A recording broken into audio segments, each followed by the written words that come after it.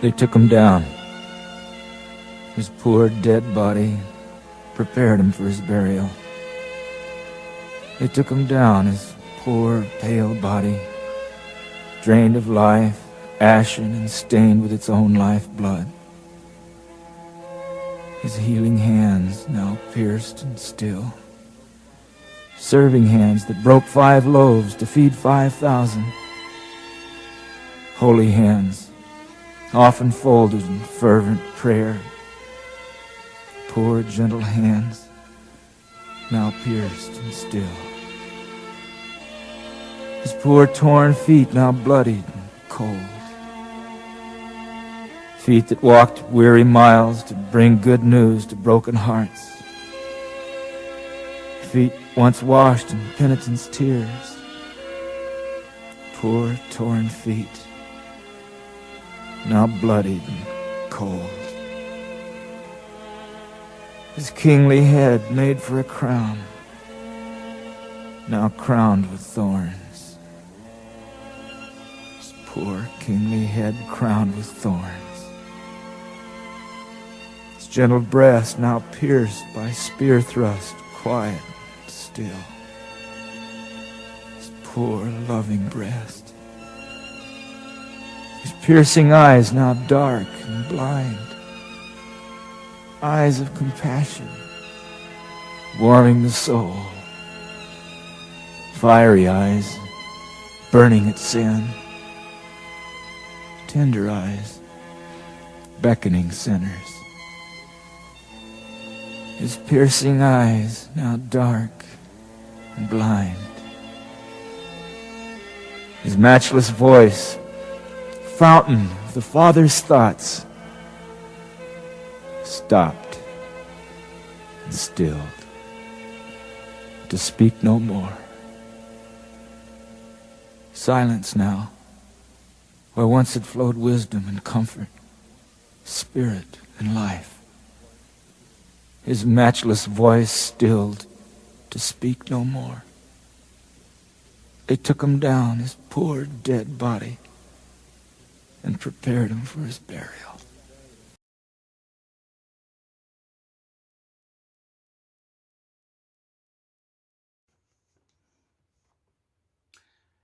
I was born with the silver spoon in my mouth. I was part of a very wealthy family. My father was a merchant and he had made loads of money. And therefore, I was brought up as a privileged child in my education, in my social circles. I grew up not needing anything. My dad was a Sadducee, and we obviously followed in his footsteps. The Sadducees were a group of Jews that had particular beliefs. We didn't believe in the resurrection. Some people quirked that was why we were sad, you see. But we were socially aware. How people lived and what they had and how they were looked after, that was important to us. Don't get me wrong, it wasn't that we didn't believe in God, we did. And we did believe in a Messiah, that he would come and put things right. But as far as our thinking gone, he was going to put right what went wrong after David's rule almost 1,000 years ago. And we believed as Sadducees that God would send the Messiah to reestablish the rule of the Jews on earth. Because we didn't believe in heaven, that never really entered into our thinking. But I was fascinated by this man, Jesus, and I heard a rumor that he was back in town. I originally was from Arimathea, and then because of Dad's work, we moved closer to Jerusalem, and we were within walking distance of the temple. But Jesus was back in town, I heard, and I wanted to go and hear him and see him because I was fascinated by what he was saying. And so I went and I found him and I began to listen to him. His teaching was just amazing. He gripped us as he explained about God and his Father and everything. And the more that he taught, the more I listened. The more that he taught, the more angry some of the church Jewish leaders got. The more I listened, I was puzzled and questioning. The more that Jesus taught, then the more angry the crowd got and noisy the crowd got. But I was fascinated and I was hooked.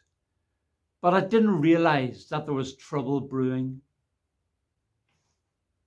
I'd got wind of the fact that one of Jesus' disciples had taken money to betray him. Who would do that? But I continued with my Passover meal, and I was going to settle down for the night until there was an almighty thud at my door. By the time I dressed and got down, the servants were there at the same time as me, but I opened the door as my friends, and they said, "Come quick, there's a problem." And I never liked the word "there's a problem."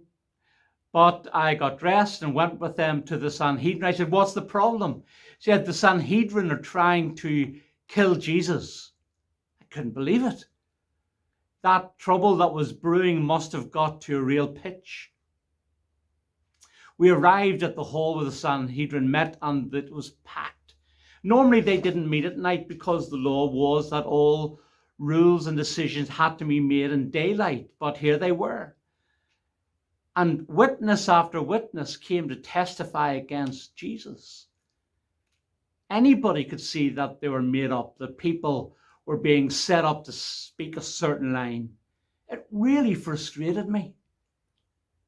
And the thing was that even though there were shouts for Jesus' death, they weren't allowed to do it. The Sanhedrin did not have that law. Only Pilate did. But they had the law that they could beat him up, and that they did. They beat him up.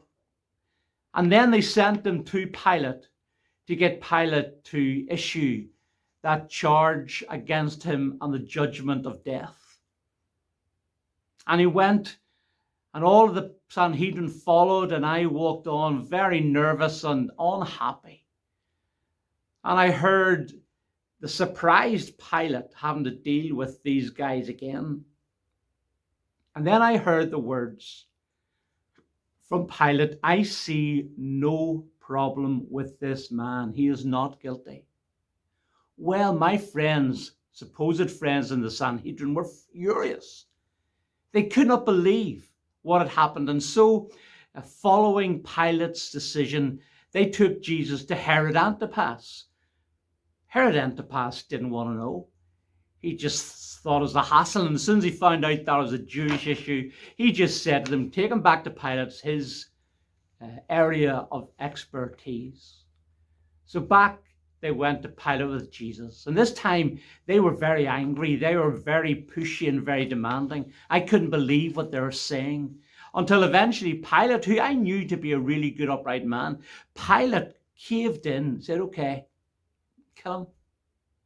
He just wanted the noise and the hassle to go. I couldn't believe it. I couldn't believe that this is what they called justice. I suppose little has changed over the years in any nation. The rich, the powerful, those who had position, bullied others until they cave in. But this time, it meant that Jesus, this good man, this humble man, was going to die. And he's going to die an awful death on the cross. I sometimes think about how barbaric we were and what we did for people that either we disagreed with or thought they were wrong. Who were we to judge anybody? But Jesus was died and I went home. And I feel guilty that I didn't intervene. I felt guilty that I didn't stand up for what I knew to be right, even in the middle of so much noise. But I couldn't settle at home, so I went out again and walked up to where Jesus was crucified. And there were parties going on. It was disgusting. But I knew what was going to happen. This kind of party atmosphere is going to continue all through Passover. And there's going to be fights between one side or the other. And Jesus was going to be poked at and laughed at and everything else. And I wasn't going to have that. So I went to Pilate and I said, Pilate, can I have the body of Jesus. And Pilate looked at the centurion and said, "Is he dead yet?" And the centurion said, "Yes, he is." And he gave me permission. So it was dark, and we went back, and some of my friends just went off. Some of my servants came to help me, and we took him down off the cross. The servants had brought back the spices needed and linen cloth, and we lifted